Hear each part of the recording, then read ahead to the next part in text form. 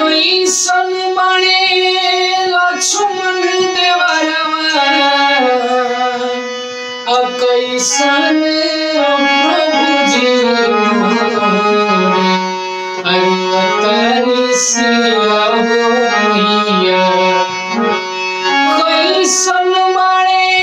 लक्ष्मण देवरवा कैसन प्रभु जी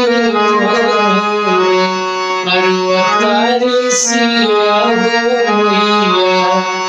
गिरत नैनवा से लोरे अवतारी सिया मैया कौन भइले हमरा से गलती